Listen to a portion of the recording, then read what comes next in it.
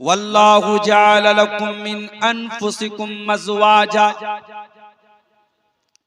अल्लाह ताला ने तुम्हारे लिए तुम्हारे ही नफ्स में से तुम्हारी बीवियों को बनाया। तुम इंसान हो, तुम मर्द हो, अल्लाह ताला ने तुम्हारे लिए औरत को बनाया, तुम्हारी बीवी को बनाया।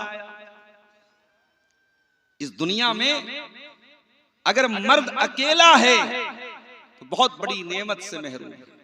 जो कुंवारे भाई हमारे हैं वो इस दर्द को बहुत अच्छी तरीके से समझते हैं। अल्लाह ताला ने बनाया है मर्द को औरत के लिए। आदम अलैहिस्सलातु वस्सलाम जन्नत में थे, सारी नेमतें उनके पास थी, लेकिन उनको अल्लाह ताला ने जब हव्वा को बनाया तब जाकर के उनका जीवन कंप्लीट हुआ, उनकी जिंदगी मुकम्मल हुई। जब तक हव्वा नहीं आई थी उनकी जिंदगी मुकम्मल नहीं। तो जो लोग ये कहते हैं कि इस्लाम औरत को सम्मान नहीं देता, उनको जाके बता, अरे इस्लाम तो वो दीन है जो ये कहता है कि इस कायनात की, इस दुनिया की और इंसानियत की शुरुआत हुई है एक मर्द से और एक औरत से।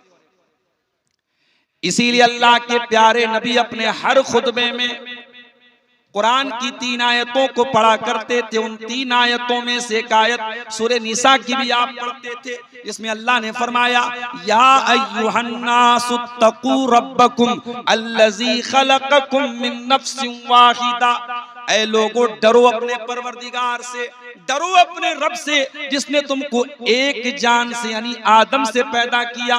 व खलक़ मिनहा ज़ौजहा, और आदम से उसने हव्वा को बनाया। व बत्त मिनहुमा रिजालन कसीरन व निसाआ, और अल्लाह ने आदम और हव्वा से इंसानी नस्ल को आगे बढ़ाया। इसका मतलब ये हुआ कि आदम जब तक हव्वा के बगैर थे, आदम अधूरे थे, आदम इनकम्प्लीट थे। आदम मुकम्मल हुए हव्वा के पैदा होने के बाद, और जब आदम और हव्वा दोनों पैदा हो गए तो उन दोनों के जरिए फिर इंसानी नस्ल को अल्लाह ताला ने, वही बात अल्लाह ताला कुरान के 14वें पारे में कह रहा है, अपना एहसान जता रहा है, अपना उपकार बयान कर रहा है, अपना एहसान बता रहा है। वल्लाहु जअल लकुम मिन अनफुसिकुम अज़वाजा, अल्लाह ने तुम्हारे लिए तुम्हारे जोड़े बनाए। तुम मर्दों तुम्हारे लिए औरत को बनाया, तुम औरतों तुम्हारे लिए मर्द को बनाया। आजकल पता है क्या हो रहा है? चाइना वगैरह में ऐसे रोबोट बनाए जा रहे हैं कि आदमी को औरत की जरूरत न पड़े, औरत के टाइप का रोबोट बना रहे हैं। औरत के लिए ऐसा रोबोट बना रहे जो मर्द का काम करे, उसको मर्द की जरूरत ना पड़े, वो रोबोट से उसका काम चल जाए। दुनिया इस तरीके के जितने ढकोसले करना चाहे कर ले। अल्लाह ने जो फितरत बनाई है, ये रोबोट के जरिए मर्द औरत की जिंदगी मुकम्मल नहीं हो सकती मेरे प्यारे साथी। इसीलिए अल्लाह ने कुरान के दूसरे पारे में मियां बीवी के रिश्ते को कितने प्यारे अंदाज में अल्लाह ने बयान किया। फरमाया, हुन्ना लिबासुल लकुम व अंतुम लिबासुल लहुन्ना, ऐ पतियों तुम्हारी पत्नियां तुम्हारे लिए लिबास हैं, ऐ शौहरों तुम्हारी बीवियां तुम्हारे लिए लिबास हैं, ऐ बीवियों तुम्हारे शौहर तुम्हारे लिए लिबास है। अब्दुल गफ्फार साहब ब्लेजर पहन के क्यों आए हैं? सदरी क्यों पहनते हैं? उन्हें लगता है कि भाई हमारे ऊपर कुर्ता पैजामा और सदरी या कुर्ता पैजामा ब्लेजर ये लिबास हम पर जचता है, जमता है, अच्छा लगता है, हम इस कपड़े में ठीक ठाक नजर आते हैं, हम वो कपड़ा पहनते हैं।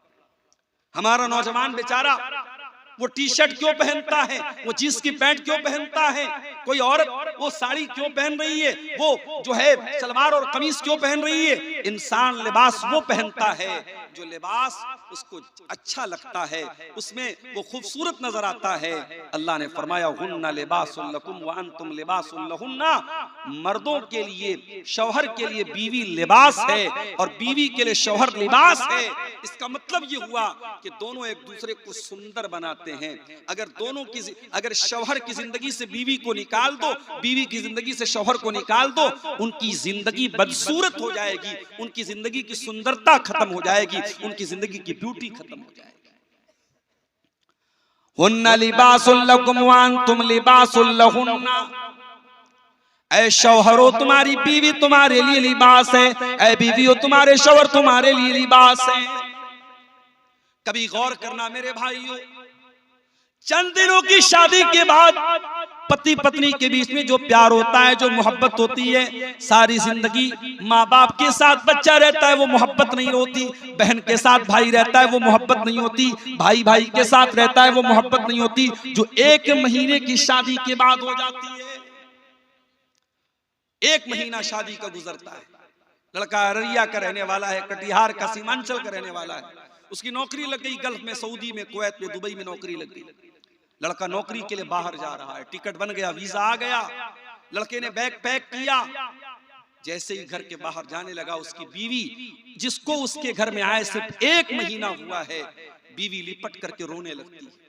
उतना माँ भी नहीं रोई, उतना भाई भी नहीं रोए, उतना बाप भी नहीं रोया। वो बीवी जो अभी 1 महीना हुआ है निकाह करके तेरे घर में आई है, वो बीवी क्यों रो रही है? वो नकली आंसू नहीं बहा रही है, वो झूठे आंसू नहीं बहा रही है, वो सच्चे आंसू बहा रही है। वो क्यों रो रही है? उसके दिल में ये प्रेम कहां से आया, ये प्यार कहां से आया? ये इंस्टाग्राम से नहीं आया, ये स्नैपचैट से नहीं आया, ये व्हाट्सएप से नहीं आया, ये फेसबुक से नहीं आया, ये सोशल मीडिया से नहीं आया, ये किसी हराम तरीके से नहीं आया। ये प्रेम, ये प्यार, ये मोहब्बत जो बीवी के दिल में शौहर का पैदा हुआ है, जो शौहर के दिल में बीवी की पैदा हुई है, ये मोहब्बत अल्लाह ने पैदा की है। हुन्ना लिबासुल लकुम व अंतुम लिबासुल लहुन्ना। औरत, शौहर अपनी बीवी के लिए लिबास है, बीवी अपने शौहर के लिए लिबास है। और अल्लाह ने बड़ी प्यारी बात कही, फरमाया अल्लाह ने तुम्हारे जोड़े तुम ही में से बनाए। इंसान का जोड़ा इंसान से बनाया, मर्द के लिए औरत को बनाया। ऐसा नहीं कि इंसान की शादी जिन्नात से हो जाए। ये कभी कभी जो लोग कहते हैं फला जिन्नात औरत के ऊपर सवार हो गया, औरत को परेशान कर रहा है, 99% वो फ्रॉड होता है, झूठ होता है, लड़की का कहीं और चक्कर होता है, और वो ये कहती है जिन्नात मुझे परेशान कर रहा है। कई केस हुए हैं ऐसे, जब उन लड़कियों को धमकाया जाता है और अकेले में जब उनसे पूछताछ की जाती है, तब मालूम होता है घर वाले शादी कहीं और कर रहे हैं और उसकी सेटिंग कहीं और वो मामला क्या है? जिन्नात परेशान कर रहा है, जिन्नात परेशान कर रहा है। जिन्नात विन्नात किसी जिन्नात जिन होते हैं दुनिया में, जिन्नात हैं, और जिन्नात में भी मेल और फीमेल दोनों होते हैं। ये भी सुन लीजिए, जैसे मर्दों में मेल फीमेल होते हैं, वैसे जिन्नात में भी मेल फीमेल होते हैं। आप जब आप लैट्रीन में जाते हैं, पाखाने में जब आप जाते हैं, तो अल्लाह के नबी ने कौन सी दुआ सिखाई है? किसी को याद है? याद है लैट्रिन में जाने की दुआ याद है? बताओ, सुनाओ। अल्लाहुम्मा इन्नी अऊज़ु बिका मिनल खुबुसी वल खबाइस। छोटी सी दुआ है, बच्चों को भी याद होगी, होनी चाहिए। अगर याद नहीं है, सबको याद होनी चाहिए। मगर ये दुआ लैट्रिन के अंदर नहीं पढ़ना है, पढ़ के लैट्रिन में जाना है। और निकलने के टाइम क्या पढ़ना है? गुफरानका। जाने के टाइम क्या पढ़ना? अल्लाहुम्मा इन्नी अऊज़ु बिका मिनल खुबुसी वल खबाइस। ऐ अल्लाह मैं तेरी पनाह चाहता हूं खबीस किस्म के जिन्नात से, चाहे वो मेल हो चाहे फीमेल हो। खुबुस माने मेल खबीस जिन्नात, खबाइस माने फीमेल खबीस जिन्नात। जिन्नात में अच्छे भी होते हैं भाई, नमाजी भी होते हैं।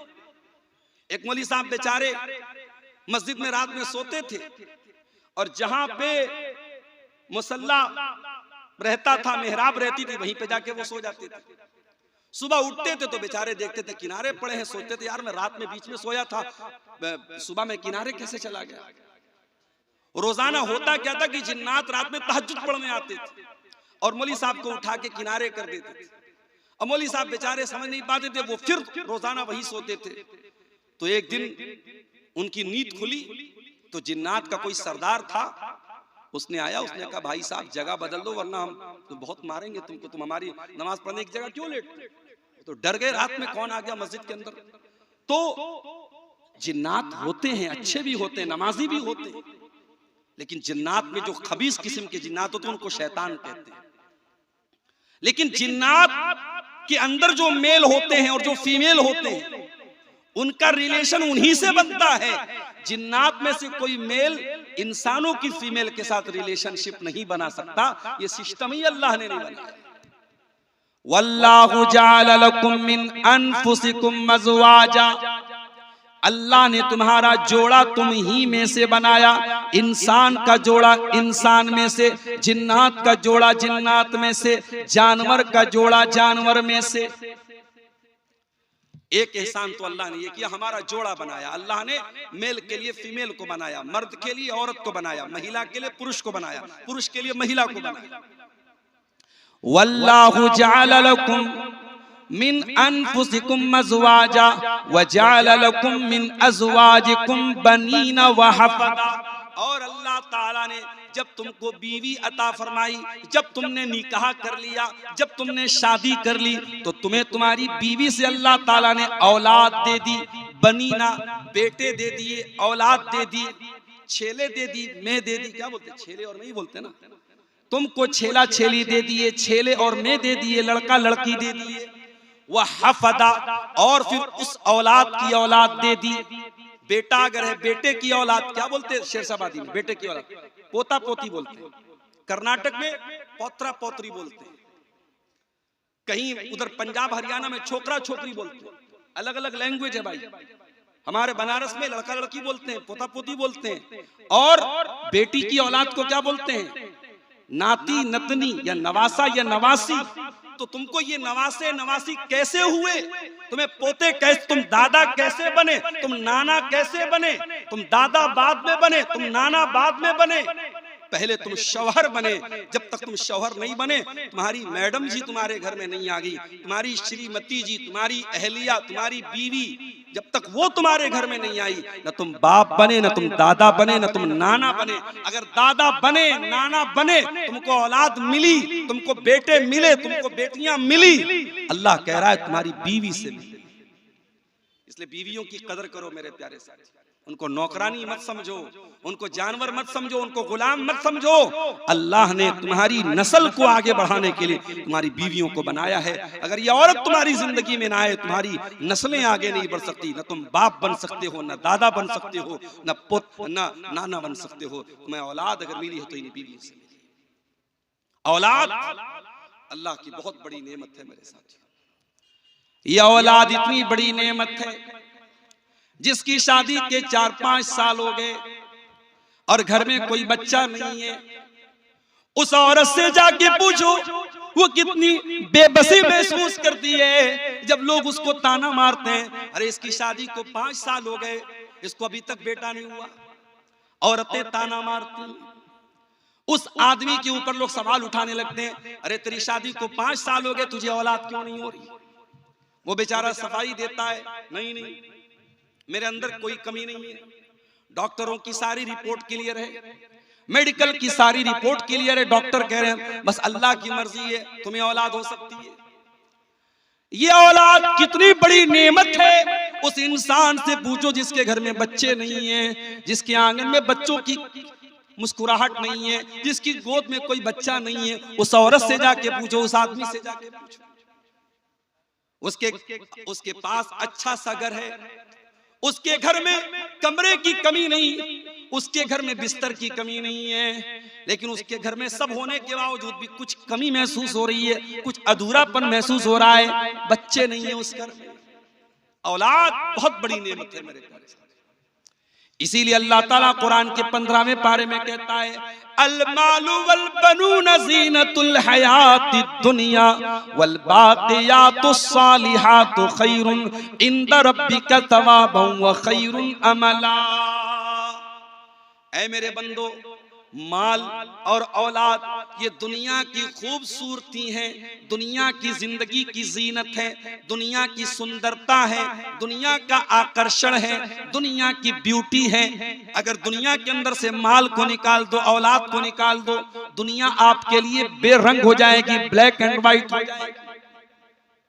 हमारे एक बड़े बुजुर्ग कहते हैं कि दुनिया में 2 चीजें बड़ी अहम है, एक इंसान के पास माल होना चाहिए, एक ताकत होनी चाहिए। पूछा गया क्यों? कहा कि जोर से जंग है, पैसे से रंग है। अगर आपके पास जोर है, ताकत है, आप सामने वाले से जंग कर सकते हैं। ताकत नहीं, जो आएगा मार के पीट के चला जाएगा। और पैसा अगर है तो समाज में आपकी एक धाक रहेगी, एक आपका पावर रहेगा, आपकी एक शक्ति रहेगी। अगर पैसा नहीं है तो कोई आपका कोई रंग नहीं रहेगा। तो जोर से जंग और पैसे से रंग। अल्लाह ताला भी यही बात कह रहा है, अल मालु वल बनून ज़ीनतुल हयातिद दुनिया। ऐ मेरे बंदो, माल भी दुनिया की जीनत है, औलाद भी दुनिया की जीनत है, लेकिन मरने के बाद जब तुम अल्लाह के पास चले जाओगे, ना ये माल तुम्हारे काम आएगा, ना औलाद काम आएगी। वल बाक़ियातुस सालिहा, अल्लाह ताला के यहाँ अगर कोई चीज बाकी रहेगी, तुम्हारी नेकियां बाकी रहेंगी, तुम्हारे अच्छे अमल बाकी रहेंगे। तुमने जो नमाज पढ़ी है, तुमने जो कुरान पढ़ा है, तुमने जो दान पुण्य किया है, तुमने जो सदका खैरात किया है, तुमने जो हज उमरा किया है, अल्लाह ताला के तुम्हारी यही नेकियां बाकी रहेंगी, यही नेकियां काम आएंगी। तो औलाद बहुत बड़ी नेमत है मेरे प्यारे साथी। लेकिन हाँ, ये औलाद अगर आपको मिली है, दुनिया में करोड़ों लोगों को औलाद नहीं मिली। अगर आपके घर में औलाद है और आप बच्चों के बाप हैं, आपके घर में बेटी है, बेटा है, तो मेरी प्यारी माँ और बहनों, आप भी सुन लीजिए और मेरे भाइयों आप भी सुन लीजिए। औलाद बहुत बड़ी नेमत भी है और बहुत बड़ी रिस्पॉन्सिबिलिटी भी है, बहुत बड़ा दायित्व भी है, बहुत बड़ा कर्तव्य भी है, बहुत बड़ी जिम्मेदारी भी है। अल्लाह के प्यारे नबी फरमाते हैं, बड़े गौर से सुनिएगा, कुल्लुकुम राइउन व कुल्लुकुम मसऊलुन अन रइयतिही। तुम में से हर इंसान जिम्मेदार है और उसकी जिम्मेदारी के बारे में कयामत के दिन सवाल किया जाएगा। फर्रजुल राइन अला अहली बैतिही, आदमी अपने घर वालों का जिम्मेदार है और घर वालों के बारे में उसको हिसाब देना पड़ेगा। वल मरअतु राइयतुन अला बैति ज़ौजिहा, और औरत अपने घर की जिम्मेदार है, घर के अंदर क्या चल रहा है औरत से पूछा जाएगा। तू पांचों टाइम की नमाज पढ़ती थी, तेरी जवान बेटी रात में क्या करती थी? तेरी जवान बेटी के पास ये महंगा फोन कहां से आया? ये 2-2 हजार का पर्स कहां से आया? तेरी जवान बेटी घर से निकलती थी, सुबह आती थी, शाम को तूने कभी पलट के पूछा नहीं तू कहां गई थी? पूछा जाएगा औरत से, पूछा जाएगा बाप से, पूछा जाएगा मां से। अगर मां बनी हो, अगर बाप बने हो, तो आंखें बंद करके न बैठो मेरे भाइयों, जिम्मेदार माँ बाप बनो। अल्लाह ताला ने बहुत बड़ी जिम्मेदारी आपके कंधे पे डाली। लोग हदीस सुनाते हैं, माँ के पैरों के नीचे जन्नत है, बाप जन्नत का दरवाजा है। वो हदीस है, बिल्कुल सही हदीस है, मैं मानता हूं, मगर एक और हदीस आपको सुनाता हूं, सुन लीजिए। माँ के पैरों के नीचे जन्नत है, बाप जन्नत का दरवाजा है, मगर ये हदीस भी कान खोल के सुन लेना। अल्लाह के प्यारे नबी फरमाते हैं, सही मुस्लिम की रिवायत है, मा मिन अब्दिन यस्तरईहिल्लाहु रईयतन सुम्मा यमूतु यौमा यमूतु व हुवा काशुन लिरईयतिही इल्ला हर्रमल्लाहु अलैहिल जन्ना। जो इंसान उसके कंधे पर अल्लाह ताला कोई जिम्मेदारी डाल दे, उसको गार्जियन बना दे, उसको बाप बना दे, उसको माँ बना दे, उसको छेला दे दे, उसको मैं दे दे, वो बेटी का बाप बन जाए, वो बेटे का बाप बन जाए, ये जिम्मेदारी अल्लाह ताला उसके कंधे पे डाल दे और फिर वो मर जाए इस हाल में कि अपने दायित्व का निर्वहन नहीं कर रहा था, अपनी रिस्पॉन्सिबिलिटी को पूरा नहीं कर रहा था, अपनी जिम्मेदारी को अदा नहीं कर रहा था, बाप होने का फर्ज नहीं निभा रहा था, माँ होने का फर्ज नहीं निभा रही थी, क्या होगा उसका? हर्रमल्लाहु अलैहिल जन्ना, उस माँ के ऊपर, उस बाप के ऊपर जन्नत हराम है, हराम है, हराम है। अल्लाह, जन्नत हराम है। आप कहते हैं माँ के पैरों के नीचे जन्नत है, आप कहते हैं बाप जन्नत का दरवाजा है। अल्लाह के नबी कहते हैं, अगर बाप ने बाप होने का हक अदा नहीं किया, अगर माँ ने माँ होने का हक अदा नहीं किया, तो उस माँ के लिए जन्नत हराम है, उस बाप के लिए जन्नत हराम है। मेरे प्यारे साथी, आज मसला क्या है? आज सबके पास मोबाइल है, घर में बच्चों के पास भी मोबाइल, माँ के पास भी मोबाइल, बाप के पास भी मोबाइल है। आज के बच्चों को माँ बाप मोबाइल के जरिए उनकी परवरिश कर रहे हैं। बच्चा खाना नहीं खा रहा है, माँ ने मोबाइल थमा दिया। बच्चा रो रहा है, माँ ने मोबाइल थमा दिया। 3 साल से लेकर के 80 साल तक के आदमी के, इंसान के हाथ में मोबाइल है। आज बाप के पास बच्चों के तरबियत के लिए टाइम नहीं, आज माँ के पास बच्चों की तरबियत के लिए टाइम नहीं है। अरबी का एक शायर कहता है, लईसल यतीमु मन इंतहा अबवाहु मिन हमिल हयाती व खल्लफाहु जलीला। यतीम वो नहीं है जिसके माँ बाप उसे छोड़ के चले जाएं, अनाथ वो नहीं है, अनाथ वो नहीं है, यतीम वो नहीं है जिसके माँ बाप उसको छोड़ के चले जाएं। इन्नल यतीम हुवल्लज़ी तल्का लहू उम्मन तकल्लत औ अबम मशगूला। अरे यतीम तो वो है जिसकी माँ के पास उसके लिए समय ना हो, जिसके बाप के पास उसके लिए टाइम ना हो। हजरत लुकमान का नाम सुना है आपने? कौन थे वो कोई नबी नहीं थे, कोई पैगंबर नहीं थे। वो लुकमान एक अल्लाह के नेक बंदे थे। उनके नाम पर कुरान में पूरी एक सूरत उतार दी गई, सूरह लुकमान। भाई लुकमान के अंदर ऐसी क्या खास बात थी? वो नबी भी नहीं थे, पैगंबर भी नहीं थे, रसूल भी नहीं थे, उनके नाम पे कुरान में सूरत क्यों उतर गई? अल्लाह कहता है वलक़द आतैना लुकमानल हिकमा, हमने लुकमान को बड़ा बुद्धिमान बनाया था, बड़ा हमने उनको अक्लमंद बनाया था, बहुत हिकमत वाला बनाया था, बहुत उनके अंदर विजडम थी, हिकमत थी, उनके अंदर बड़ी समझदारी थी। ऐ अल्लाह, हमें कैसे पता चलेगा कि लुकमान बड़े हिकमत वाले थे? हमें कैसे पता चलेगा लुकमान बहुत बुद्धिमान थे? हमें कैसे मालूम होगा लुकमान बहुत जीनियस थे? अल्लाह ने फरमाया, आओ मैं बताता हूँ। व इज़ क़ाला लुक़मानु लिब्निही व हुवा यइज़ुहु या बुनय्या ला तुशरिक बिल्लाह इन्नश्शिर्क लज़ुल्मुन अज़ीम। लुकमान समझदार थे, जीनियस थे, बुद्धिमान थे। क्यों? क्योंकि लुकमान अपने बच्चे को नसीहत करते हैं, अपने बच्चे की तरबियत करते हैं, अपने बच्चे को प्यार से समझाते हैं और कहते हैं, ऐ मेरे बच्चे, अल्लाह के साथ कभी शिर्क मत करना, अल्लाह के साथ कभी शिर्क मत करना। इस दुनिया का सबसे बड़ा पाप क्या है? शिर्क। आजकल बड़ी इस पर चर्चा हो रही है, मुसलमान वंदे मातरम क्यों नहीं गाता, मुसलमान वंदे मातरम क्यों नहीं गाता। हम तुम्हें अपना दिल चीर के नहीं दिखाएंगे कि हमारे दिल में भारत का प्रेम कितना है। इस देश की धरती को हमारे उलमा ने, हमारे पुरखों ने, हमारे बाप दादा ने अपने खून को कुर्बान करके इस देश को अंग्रेजों के चंगुल से आजाद किया है। हमें तुम्हें कोई सर्टिफिकेट देने की जरूरत नहीं है। जिन्होंने देश के साथ गद्दारियां की हैं, इनका इतिहास रहा है अंग्रेजों का नमक खाने का, वो आज हमसे सर्टिफिकेट मांगते हैं कि साहब तुम देश के अगर वफादार हो तो वंदे मातरम बोलो। कान खोल के सुनो, मुसलमान इस देश का वफादार था और है और रहेगा, और जो इस देश के साथ गद्दारी करता है वो न भारत का कहलाने के लायक है, ना मुसलमान कहलाने।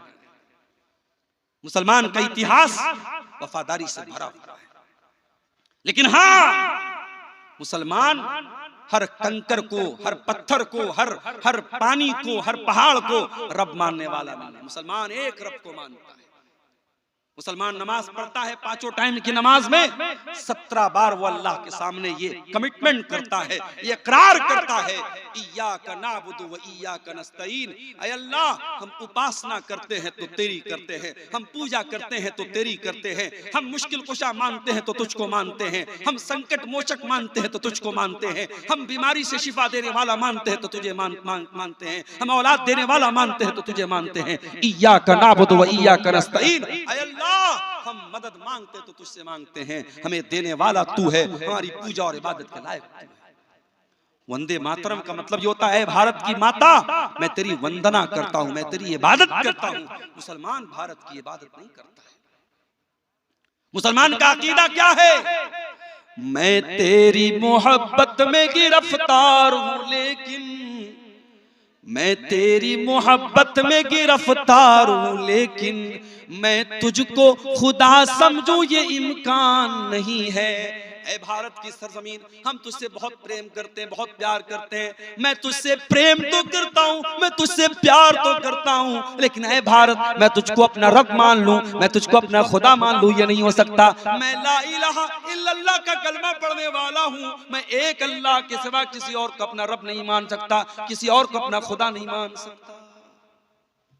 ये है इस्लाम। और मेरे प्यारे साथियों, यही तौहीद की शिक्षा और यही तौहीद की तालीम आपको अपने बच्चों को देना है। हजरत लुकमान अपने बच्चे को नसीहत कर रहे हैं, समझा रहे हैं और कहते हैं, ऐ मेरे बच्चे, अल्लाह के साथ कभी शिर्क मत करना। दुनिया का सबसे बड़ा पाप ये कि तू अल्लाह के साथ शिर्क करे। आज इतने बड़े बड़े जलसे हो रहे हैं, आज इतनी लंबी लंबी तकरीरें हो रही हैं, लेकिन आपके सीमांचल के बहुत सारे मुसलमान लड़के और लड़कियों को यह भी नहीं पता तौहीद किसको कहते हैं, शिर्क किसको कहते हैं। ना जानकारी में बहुत सारे ऐसे काम भी आज हमारे समाज में हो रहे हैं जो नहीं होने चाहिए। इसी अररिया की सरजमीन पर मुझे लोगों ने बताया इज्तिमा हो रहा है। कैसा इज्तिमा हो रहा है?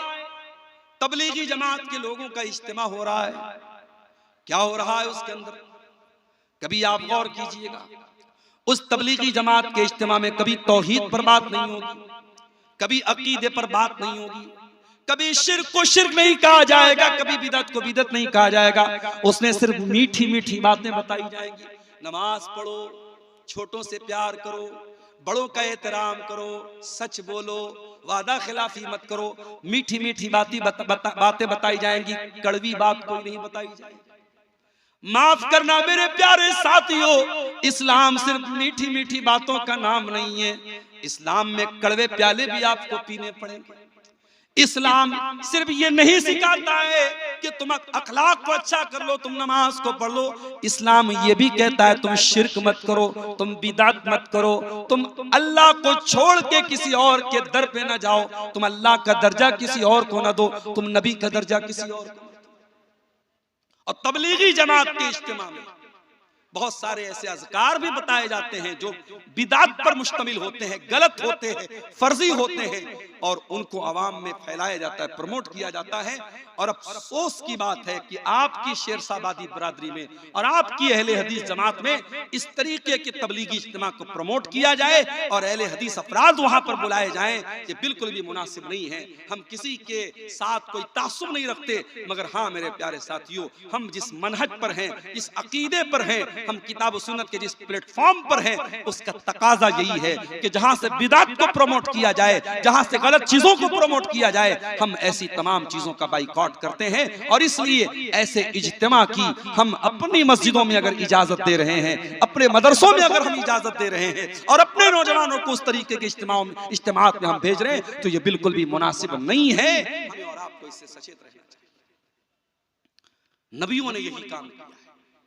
अपने बच्चों को उन्होंने सबसे पहले अकीदे का पाठ पढ़ाया है। हजरत इब्राहीम अलैहिस्सलाम को देखो, इब्राहीम अलैहिस्सलाम अल्लाह की बारगाह में दुआ करते हैं, कहते वजुनुबनी व बनिया अन्नाबुदल असनाम। ऐ अल्लाह, तू मेरे बच्चों को बुत परस्ती से बचाना, मेरी औलाद कहीं बुत परस्ती में न पड़ जाए। ऐसी सीमांचल के मुसलमानों, तुमने अगर अपने बच्चों की चिंता नहीं की, उनको तौहीद का पाठ नहीं पढ़ाया, उनको कुरान और हदीस का पाठ नहीं पढ़ाया, उनको सही तरीके पर नमाज पढ़ना नहीं सिखाया, आने वाला जमाना बड़ा नाजुक है। उनको कोई अपने रंग में रंग देगा, कोई अपनी विचारधारा में लपेट लेगा, कोई अपने मसलक और अकीदे में लपेट लेगा। अपने बच्चों का ईमान बचा के चलो, अपने बच्चों को तौहीद सिखा के चलो, अपने बच्चों को सही तरीके पर नमाज सिखाते हुए चलो। कई जगहों पर मैं गया, पूरा गांव अहले हदीस का है। बच्चा मुझसे मुसाफा करने आया, बच्चे ने दोनों हाथ से मुसाफा किया। मैंने पूछा, भाई ये कौन सा गांव है? लोगों ने बताया, मौलाना साहब ये पूरा गांव अहले हदीसों का गांव है, शेरशाबादी गांव। मैंने कहा, बच्चा दोनों हाथ से मुसाफा क्यों कर रहा है? क्या इसको ये नहीं बताया गया कि सुन्नत तरीका ये है एक हाथ से मुसाफा किया जाए? लोगों ने कहा, मौलाना साहब इसके बाप फला जगह रहते हैं, वहां 2 हाथ से मुसाफा का रिवाज है, वहीं ये बच्चा भी रहता है, इसलिए वहीं से वो चीज सीख करके आया है। आपके बच्चे आप उनको कुछ बताएं या ना बताएं, आपके समाज में जो प्रचलित है, जो चल रहा है, जो हो रहा है, बच्चे उसी से सीखते हैं मेरे प्यारे साथी। अगर आपके समाज में लड़कियां पर्दा नहीं करेंगी, अगर आपके समाज में लड़की नकाब में नहीं निकलेगी, तो आपकी बेटी भी जब जवान होगी वो घर से बगैर नकाब के ही निकलेगी। उसको बताना नहीं पड़ेगा, समाज में जो चल रहा है आपकी बेटी भी उसी से प्रभावित हो जाएगी, उसी से मुतासिर हो जाएगी। इसलिए मेरे प्यारे साथियों, समाज में क्या चल रहा है ये मत देखो, अल्लाह क्या चाहता है, रसूल क्या चाहते हैं, वही अपने बच्चों को बताओ और सिखाओ। हजरत इब्राहीम अलैहिस्सलाम अल्लाह से दुआ करते हैं, वजुनुबनी व बनी या अन्नाबुदल असनाम, ऐ अल्लाह तू मेरे बच्चों को बुत परस्ती से बचा ले। आपके मरने का टाइम आता है, आप अपने बच्चों को बुलाते हैं, मैं इतनी जमीन छोड़ के जा रहा हूं, इतना खेत छोड़ के जा रहा हूं, जमीन के बारे में वसीयत करके जाते हैं, खेतों के बारे में वसीयत करके जाते हैं, अपने बच्चों को जमीन और जायदाद के बारे में बता के जाते हैं। आओ, अल्लाह का एक नबी भी इंतकाल करने वाला है।